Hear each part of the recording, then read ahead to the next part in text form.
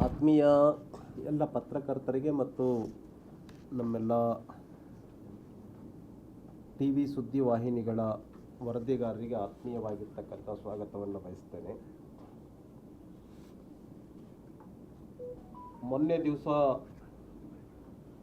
ಬೀದರ್ ಜಿಲ್ಲೆಯ ಭಾಲ್ಕಿ ತಾಲೂಕಿನ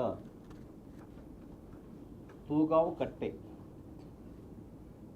ಕಟ್ಟೆ ಅಂಥೇಳಿ ಭಾಲ್ಕಿ ತಾಲೂಕಿನಲ್ಲಿ ಒಂದು ಹಳ್ಳಿ, ಅಲ್ಲಿ ಸಚಿನ್ ಪಾಂಚಾಳ್ ಅಂತಕ್ಕಂಥ ಒಬ್ಬ ಗುತ್ತಿಗೆದಾರ ಆತ್ಮಹತ್ಯೆ ಮಾಡಿಕೊಂಡಿದ್ದಾನೆ. ಈ ಆತ್ಮಹತ್ಯೆಗೆ ಕಾರಣ ಏನು ಅನ್ನುವಂಥದ್ರ ಬಗ್ಗೆ 7 ಪುಟಗಳ ಒಂದು ಪತ್ರವನ್ನು ಬರೆದಿಟ್ಟು, ಪತ್ರ ಇಲ್ಲಿದೆ, ಈ ಪತ್ರವನ್ನು ಬರೆದಿಟ್ಟು ಆತ್ಮಹತ್ಯೆಯನ್ನು ಮಾಡಿಕೊಂಡಿದ್ದಾನೆ. ಈ ಪತ್ರದಲ್ಲಿ ಏನಿದೆ ಅನ್ನುವಂಥದ್ರ ಬಗ್ಗೆ ಈಗ ಆಲ್ರೆಡಿ ಸುದ್ದಿವಾಹಿನಿಗಳಲ್ಲಿ ಬರ್ತಾ ಇರಬಹುದು, ಸೋಷಿಯಲ್ ಮೀಡಿಯಾದಲ್ಲಿ ಇದು ಸುದ್ದಿಯಾಗಿದೆ. ನನ್ನ ಸೂಸೈಡ್ಗೆ 7 ಜನರು ಕಾರಣ ಅಂತ ಹೇಳಿದ್ದಾರೆ, 8 ಜನ, ಮತ್ತು ನನ್ನನ್ನು ಬೆಂಗಳೂರಿಗೆ ಕರ್ಕೊಂಡು ಬಂದು ರಾಜು ಕಪ್ಪನೂರ್ ಅಂತಕ್ಕಂಥವ್ರು ನನ್ನ ಆತ್ಮಹತ್ಯೆಗೆ ಭಾಳ ಮುಖ್ಯ ಕಾರಣ, ನಂಬರ್ 1 ಕಾರಣ ಅನ್ನುವಂಥದ್ದು. ಮೊದಲನೇ ಹೆಸರನ್ನೇ ರಾಜು ಕಪ್ಪನೂರ್ ಅಂತಕ್ಕಂಥ ಮಾಜಿ ಕಾರ್ಪೊರೇಟರ್, ಕಾಂಗ್ರೆಸ್ಸಿನ ಮುಖಂಡರು, ಇವ್ರ ಹೆಸರನ್ನು ಬರೆದು ಆತ್ಮಹತ್ಯೆ ಮಾಡಿಕೊಂಡಿದ್ದಾರೆ. ರಾಜು ಕಪ್ಪನೂರ್ ನನಗೆ ಟೆಂಡರ್ ಕೊಡಿಸ್ತೇನೆ, ಗುತ್ತಿಗೆ ಕೆಲಸವನ್ನು ಕೊಡಿಸ್ತೇನೆ ಅಂಥೇಳಿ ದುಡ್ಡಿಸ್ಕೊಂಡಿದ್ದಾರೆ. ನಾನು ದುಡ್ಡು ಕೊಟ್ಟಿದ್ದೇನೆ ರಾಜು ಕಪ್ಪನೂರ್ಗೆ ಮತ್ತು ಅಧಿಕಾರಿಗಳಿಗೆ ದುಡ್ಡು ಕೊಟ್ಟಿದ್ದೇನೆ ಅಂಥೇಳಿ ಸ್ವತಃ ಸಚಿನ್ ಪಾಂಚಾಳ್ ಅಂತಕ್ಕಂಥ ಗುತ್ತಿಗೆದಾರ ಪತ್ರದಲ್ಲಿ ಬರೆದಿಟ್ಟಿದ್ದಾನೆ. 5% ಹಣವನ್ನು ನಾನು ಕೊಟ್ಟಿದ್ದೇನೆ, 5 ಲಕ್ಷ ರೂಪಾಯಿ ಅಕೌಂಟ್ಗೆ ಹಾಕಿದ್ದೇನೆ ಅನ್ನುವಂಥದ್ದನ್ನು ಹೇಳಿದ್ದಾನೆ. 2 ಟೆಂಡರ್ಗಳನ್ನು ಕೊಡಿಸೋದ್ರ ಬಗ್ಗೆ ಮಾತುಕತೆ ಆಗಿತ್ತು, ಒಂದು KIDB, ಇನ್ನೊಂದು PWD ಹೇಳಿದ್ದಾನೆ ಪತ್ರದಲ್ಲಿ. ಮತ್ತು ಬೆಂಗಳೂರಿಗೆ ಕರ್ಕೊಂಡು ಬಂದು ನನ್ನ ಎದುರುಗಡೆನೆ ಪ್ರಿಯಾಂಕಾ ಖರ್ಗೆ ಅವರು ಗುಲ್ಬರ್ಗಕ್ಕೆ ಫೋನ್ ಮಾಡಿಸಿದ್ದಾರೆ, ಪ್ರಿಯಾಂಕಾ ಖರ್ಗೆ ಅವರು ಫೋನ್ ಮಾಡಿದ್ದಾರೆ ಅಂಥೇಳಿ ಈ ಪತ್ರದಲ್ಲಿ ಉಲ್ಲೇಖ ಮಾಡಿದ್ದಾರೆ. ಮತ್ತು 5 ಲಕ್ಷ ರೂಪಾಯಿ ಅಕೌಂಟ್ಗೆ ಹಾಕಿದ್ದೇನೆ ಅನ್ನುವಂಥದ್ರ ಬಗ್ಗೆನೂ ಕೂಡ ಉಲ್ಲೇಖ ಇದೆ. ಯಾರ ಅಕೌಂಟ್ಗೆ ಅಂತೇಳಿದರೆ ರಾಜು ಕಪ್ಪನೂರ್ ಅವರ SB ಅಕೌಂಟ್, ಕಪ್ಪನೂರ್ ಅವರ ಹೆಸರು ಶ್ರೀಮತಿಯಾದ ಶ್ರೀ ಸಂತೋಷಿ, ವೈಫ್ ಆಫ್ ರಾಜು ಕಪ್ಪನೂರ್ ರವರ SBI ಅಕೌಂಟ್, ಕಪ್ಪನೂರ್ ಶಾಖೆಗೆ ಹಣವನ್ನು ನನ್ನ AC-ನಿಂದ ವರ್ಗಾಯಿಸಿರುತ್ತೇನೆ ಅಂತ ಇದೆ. ಹಾಗಾಗಿ ನೇರ ಇದೆ. ರಾಜು ಕಪ್ಪನೂರ್ ಯಾರು ಅಂತ ಹೇಳಿದ್ರೆ, ರಾಜು ಕಪ್ಪನೂರು 16 ವರ್ಷಗಳಿಂದ ನಾನೇ ಸ್ವತಃ ನೋಡಿದ್ದೇನೆ ಗುಲ್ಬರ್ಗದಲ್ಲಿ. ರಾಜು ಕಪ್ಪನೂರ್ ಫ್ರಮ್ ಬೇಸಿಕ್ ಅವನು ಕಾಂಗ್ರೆಸ್ಸಿನ ಲೀಡರ್.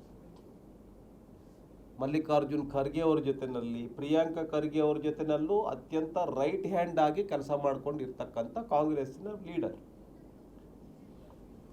ಆದ್ದರಿಂದ ಇದರ ನೇರವಾಗಿರ್ತಕ್ಕಂಥ ಹೊಣೆ ರಾಜು ಕಪ್ಪನೂರ್ಗಂತೂ ಈ ಟೆಂಡರ್ಗಳನ್ನು ಕೊಡ್ಸೋಕ್ಕೆ ಸಾಧ್ಯ ಇಲ್ಲ. ಯಾರ ಸಹಾಯ ಇಲ್ದೇ, ಪ್ರಿಯಾಂಕಾ ಖರ್ಗೆ ಅವರ ನೇರ ಸಹಾಯ ಇಲ್ದೇ ಯಾವುದೇ ಟೆಂಡರನ್ನು ಸಚಿನ್ ಪಾಂಚಾಳ್ಗೆ ಕೊಡ್ಸೋಕ್ಕೆ ಸಾಧ್ಯ ಇಲ್ಲ. ಮತ್ತು ಸಚಿನ್ ಪಾಂಚಾಳ್ಗೆ ಏನು ಭಯ ಇತ್ತು? 2 ಟೆಂಡರಲ್ಲಿ 1 ಟೆಂಡರ್ ಅಂತೂ ಆಗೇ ಆಗತ್ತೆ ಅಂತ ಭರವಸೆಯ ಮೇಲೆ ಅವರು ದುಡ್ಡು ಕೊಟ್ಟಿದ್ದಾರೆ, ಲಂಚ ಕೊಟ್ಟಿದ್ದಾರೆ. ಲಂಚ ಯಾರ ಆಧಾರದ ಮೇಲೆ ಭರವಸೆಯನ್ನು ಕೊಟ್ಟಿದ್ದಾರೆ? ಪ್ರಿಯಾಂಕ ಖರ್ಗೆ ಅವರಿದ್ದಾರೆ, ಹಾಗಾಗಿ ನನಗೆ ಗುತ್ತಿಗೆ ಕೆಲಸ ಸಿಕ್ಕೇ ಸಿಕ್ಕತ್ತೆ ಅಂಥೇಳಿ ಇವನು ಭರವಸೆಯಿಂದ ಇದ್ದ, ಸಾಲ ಮಾಡಿದ್ದಾನೆ ಸಚಿನ್ ಪಾಂಚಾಳ್. ಆದ್ದರಿಂದ ಇದರ ಸಂಪೂರ್ಣ ಹೊಣೆ ಪ್ರಿಯಾಂಕ ಖರ್ಗೆ ಅವರು ಹೊರಬೇಕು. ಈ ಥರ ಅನೇಕ ಕೆಲಸಗಳಿರ್ಬೋದಲ್ಲಿ ಇವತ್ತು ಹೊರಗಡೆ ಬಂದಿದೆ. ಆದ್ದರಿಂದ ಪ್ರಿಯಾಂಕ ಖರ್ಗೆ ಅವರು ರಾಜೀನಾಮೆಯನ್ನು ಕೊಡಬೇಕು ತಮ್ಮ ಸಚಿವ ಸ್ಥಾನಕ್ಕೆ ಅಂತೇಳಿ ನಾನು ಈ ಸಂದರ್ಭದಲ್ಲಿ ಆಗ್ರಹ ಪಡಿಸ್ತೇನೆ. ಈ ಉದಾಹರಣೆಗೆ ಸಂತೋಷ್ ಪಾಟೀಲ್ ಅಂತ ಬೆಳಗಾಂನಲ್ಲಿ ಒಬ್ಬ ಕಾಂಟ್ರಾಕ್ಟರ್ ಆತ್ಮಹತ್ಯೆ ಮಾಡಿಕೊಂಡಿದ್ದಾನೆ. ಎಲ್ಲ ತನಿಖೆ ಆಯಿತು, ಕೋರ್ಟ್ನಿಂದ ಜಡ್ಜ್ಮೆಂಟ್ ಬಂತು. ಈಶ್ವರಪ್ಪ ಅವರು ಇದರಲ್ಲಿ ಯಾವುದೇ ಹೊಣೆ ಇಲ್ಲ, ಅವ್ರು ಯಾವುದೇ ಪಾತ್ರ ಇಲ್ಲ ಅಂತೇಳಿ ನೇರವಾಗಿ ಕೋರ್ಟ್ ಜಡ್ಜ್ಮೆಂಟಲ್ಲಿ ಹೇಳಿದೆ.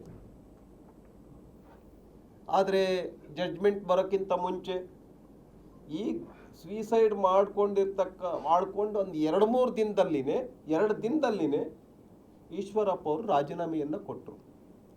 ಇದೇ ರಾಜೀನಾಮೆಗೆ ಯಾರು ಆಗ್ರಹ ಪಡಿಸಿದ್ರು? ಸಿದ್ದರಾಮಯ್ಯ ಅವರು ಆಗ್ರಹ ಪಡಿಸಿದ್ರು, ಪ್ರಿಯಾಂಕ ಖರ್ಗೆ ಆಗ್ರಹ ಪಡಿಸಿದ್ರು. ಸಂತೋಷ್ ಪಾಟೀಲ್ ಅವರ ಆತ್ಮಹತ್ಯೆಗೆ ಈಶ್ವರಪ್ಪ ಅವರೇ ಕಾರಣ ಅಂಥೇಳಿ ನೀವು ಪ್ರೆಸ್ ಮೀಟ್ ಮಾಡಿ ಹೇಳಿದ್ರಿ. ಪ್ರಿಯಾಂಕ ಖರ್ಗೆ ಅವರೇ, ನಿಮ್ಮ ಮುಖ್ಯಮಂತ್ರಿಗಳು ಇವತ್ತು ಅಂದಿನ ನಿಮ್ಮ ವಿಪಕ್ಷ ನಾಯಕರಾಗಿರ್ತಕ್ಕಂಥ ಸಿದ್ದರಾಮಯ್ಯ ಅವರು ಆಗ್ರಹ ಪಡಿಸಿದ್ರು, ರಾಜೀನಾಮೆ ಕೊಡಬೇಕು ಈಶ್ವರಪ್ಪ ಅವರು ಅಂಥೇಳಿ.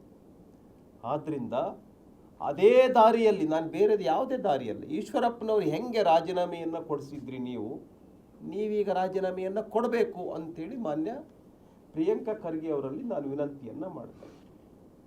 ಇಲ್ಲ, ನೀವು ಇದರೊಳಗಡೆ ಯಾವುದೇ ಪಾತ್ರವನ್ನು ನಿಭಾಯಿಸಿಲ್ಲ, ನೀವು ಬಹಳ ಹಂಸ ಪಕ್ಷಿಯಂತೆ ಸತ್ಯವನ್ನೇ ನುಡಿತಕ್ಕಂಥವರು, ಹಾಲಿನಂತೆ ಎಲ್ಲರೂ ಕೂಡ ಅನ್ಯಾಯ ಮಾಡದೇ ಇರ್ತಕ್ಕಂಥವ್ರು ಅಂತ ಸಾಬೀತಾಗ್ಬಿಟ್ರೆ ನೀವು ಮತ್ತೆ ಸಚಿವ ಸ್ಥಾನವನ್ನು ಪಡೆದುಕೊಳ್ಳಿ, ನಮ್ದು ಯಾವುದೇ ವಿರೋಧ ಇಲ್ಲ. ಆದ್ದರಿಂದ ಪ್ರಿಯಾಂಕ ಖರ್ಗೆ ಅವರು ಏನು ಸಚಿನ್ ಪಾಂಚಾಳ್ ಆತ್ಮಹತ್ಯೆ ಮಾಡಿಕೊಂಡಿದ್ದಾರೆ, ಪ್ರಿಯಾಂಕ ಖರ್ಗೆ ಅವರೇ ಕಾರಣ. ಪ್ರಿಯಾಂಕ ಖರ್ಗೆ ಇಲ್ಲದೆ ಹೋಗ್ಬಿಟ್ಟಿದ್ರೆ ರಾಜು ಕಪನೂರ್ ಮತ್ತು ಸಚಿನ್ ಪಾಂಚಾಳ್ ಇಬ್ಬರಿಗೂ ಕೆಲಸ ಸಿಗ್ತಿರ್ಲಿಲ್ಲ. ಅವ್ರು ತಮ್ಮಷ್ಟಿಗೆ ತಾವು ದುಡಿಮೆಯನ್ನು ಮಾಡ್ಕೊಂಡಿರ್ತಿದ್ರು. ನೀವಿದ್ದಿದ್ರಿಂದನೇ ಟೆಂಡರ್ನ ತೆಗೆದುಕೊಳ್ಳೋದಕ್ಕೆ, ನಿಮಗೆ ಲಂಚ ಸಿಗೋದಕ್ಕೆ, ಅವರ ಹೆಂಡತಿಗೆ 5 ಲಕ್ಷ ರೂಪಾಯಿ ಟ್ರಾನ್ಸ್ಫರ್ ಆಗೋದಕ್ಕೆ ಎಲ್ಲ ಯಾರ ಕಾರಣದಿಂದ ಆಗಿದೆ ಅಂತೇಳಿದ್ರೆ ನೇರವಾಗಿ ಪ್ರಿಯಾಂಕ ಖರ್ಗೆ ಅವರು ಇರೋದ್ರಿಂದನೇ ಆಗಿದೆ.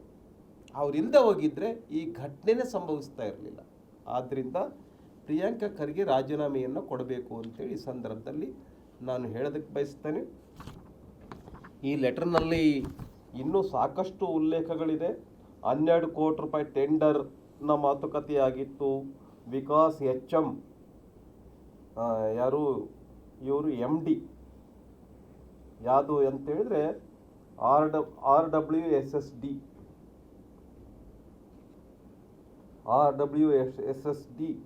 ವಿಕಾಸ್ HM MD ಇವ್ರ ಜೊತೆಯಲ್ಲಿ ಸುಮಾರು 12 ಕೋಟಿ ರೂಪಾಯಿ ಟೆಂಡರ್ ಹಾಕಿ ಈತ ರಾಜು ಕಪ್ನೂರ್ ಮಾಡಿಸಿಕೊಳ್ಳುವುದಾಗಿ ಹೇಳಿದ್ದ ಅಂತ ಹೇಳಿದ್ದಾನೆ ಸಚಿನ್. ಇದನ್ನು ಪಡೆಯೋದಕ್ಕೋಸ್ಕರವಾಗಿ 5% ದುಡ್ಡಿನ ಬೇಡಿಕೆಯನ್ನು ಇಟ್ಟಿದ್ದ. ನನಗೆ ಪ್ರಿಯಾಂಕ ಖರ್ಗೆ ಅವರು ಹೇಳಿದ ಮಾತು ದಾಟುವುದಿಲ್ಲ ಎಂದು ಹೇಳಿಕೊಂಡಿರುತ್ತಾನೆ. ಇದೆಲ್ಲ ಇದೆ. ಸುಮಾರು 5-6 ಬಾರಿ ಇಬ್ಬರು ಬೆಂಗಳೂರಿಗೆ ಹೋಗಿ ಮಾನ್ಯ ಮಂತ್ರಿಗಳ ಜೊತೆಗೆ ಭೇಟಿಯಾಗಿರುತ್ತೇವೆ. ಆದರೂ ಮಾನ್ಯ ಮಂತ್ರಿಗಳು ಅಂದಿನ CEO ಇಜಾಜ್ ಹುಸೇನ್ ಅವರಿಗೆ ಮೊಬೈಲ್ ಕಾಲ್ ಮೂಲಕ ಟೆಂಡರ್ ಮಾಡಿಕೊಡು ಎಂದು ಹೇಳಿರುತ್ತಾರೆ. ಆದರೂ ಈ ಟೆಂಡರ್ 5% ದುಡ್ಡು ಎಂದರೆ ಸುಮಾರು 60 ಲಕ್ಷ ಬೇಡಿಕೆಯನ್ನು ರಾಜು ಕಪನೂರ್ ಇಟ್ಟಿರುತ್ತಾನೆ. ನಾನು 10 ಲಕ್ಷ ರು ಮುಂಗಡ ಹಣವನ್ನು ಅವನಿಗೆ ತಲುಪಿಸಿರುತ್ತೇನೆ. ಎಲ್ಲ ಇದೆ. ಆದ್ದರಿಂದ ಸಂಪೂರ್ಣ ಹೊಣೆ ನೇರ ಇದ್ರ ಬಗ್ಗೆ ತನಿಖೆ ನಡೀಲಿ.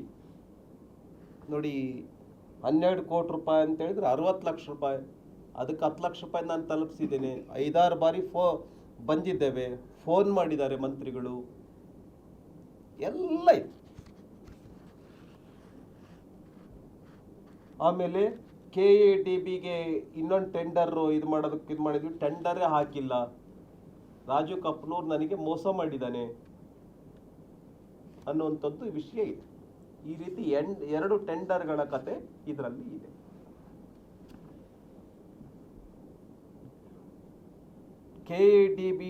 KIADB ಟೆಂಡರ್ ಅನ್ನು ಹಾಕದೇ ಇರುವುದನ್ನು ನನ್ನ ಹತ್ರ ಹೇಳಿರುವುದಿಲ್ಲ ಮತ್ತು ನನ್ನ ಕಾಲ್ ರಿಸೀವ್ ಮಾಡದೇ ಇರುತ್ತಾನೆ. ಸುಮಾರು ಸಾರಿ ಕಾಲ್ ಮಾಡಿದರೂ ಮತ್ತೆ ಈತನ PM ವಿನಯ್ TP ರಿಸೀವ್ ಮಾಡದೇ ಇರುತ್ತಾರೆ. ಈ ವಿಷಯವನ್ನು ತಿಳಿದುಕೊಳ್ಳಲು ನಾನು ಮತ್ತು ರಾಜು ಕಪ್ನೂರ್ ಗ್ಯಾಂಗ್ ಬೆಂಗಳೂರಿಗೆ ಬಂದಿರುತ್ತೇವೆ. ಅಲ್ಲಿ ವಿಚಾರಿಸಿದಾಗ ನಮಗೆ ತಿಳಿದು ಬಂದಿರುತ್ತದೆ ಟೆಂಡರ್ ಹಾಕದೆ ಫ್ರಾಡ್ ಮಾಡಿದ್ದಾರೆ ಎಂದು.